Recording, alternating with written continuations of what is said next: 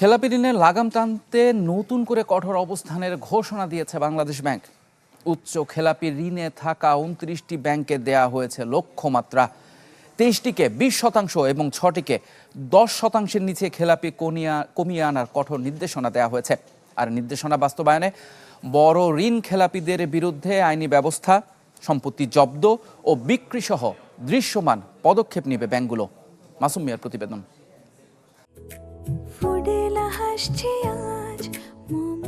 ফুডেলা একটি নাবিল পণ্য। অনিয়ম, অব্যবস্থাপনা আর দুর্নীতিতে ডুবছে দেশের ব্যাংক খাত। এই খাতের চরম দুর্দশার মূলে রয়েছে খেলাপি ঋণ। মোট বিতরণ করা ঋণের ৩ ভাগের ১ ভাগই এখন খেলাপি, যা ব্যাংক খাতের গলার কাটা হয়ে দাঁড়িয়েছে।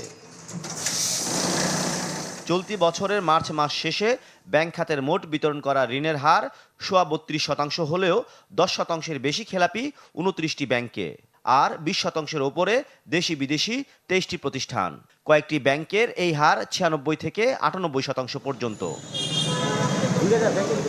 এমন বাস্তবতায় কঠোর নির্দেশ দিয়েছে বাংলাদেশ ব্যাংক। নির্দেশনা অনুযায়ী 20%-এর বেশি খেলাপি ঋণে থাকা 20%-এর নিচে এবং বাকিগুলোকে 10%-এর নিচে নামিয়ে আনতে হবে ডিসেম্বরের মধ্যে। যেভাবেই হোক খেলাপি ঋণের পরিমাণ কমাতে হবে যদি ব্যাংকগুলো তাদের অস্তিত্ব টিকিয়ে রাখতে চায়। সেক্ষেত্রে যাদের 20%-এর উপরে খেলাপি ঋণের হার, তাদেরকে অবশ্যই 20% নিচে নামিয়ে আনতে হবে এবং যাদের 10%-এর উপরে আছে তাদের 10%-এর মধ্যে বা 10%-এর কাছাকাছি নামিয়ে আনতে হবে। কেন্দ্রীয় ব্যাংকের এমন নির্দেশনা বাস্তবায়নে বেশ কিছু সিদ্ধান্ত নিয়েছে সংশ্লিষ্ট ব্যাংকগুলো, যার মধ্যে বড় খেলাপিদের বিরুদ্ধে আইনি পদক্ষেপ, সম্পদ জব্দ ও বিক্রির মতো দৃশ্যমান ব্যবস্থা নেওয়া হবে। আর ছোট ব্যবসায়ীদের ঋণ মওকুফ কিংবা ঋণ পুনঃতফসিল করে পুনরায় ঋণ পাওয়ার উপযোগী করে তোলার উদ্যোগ নেওয়া হচ্ছে।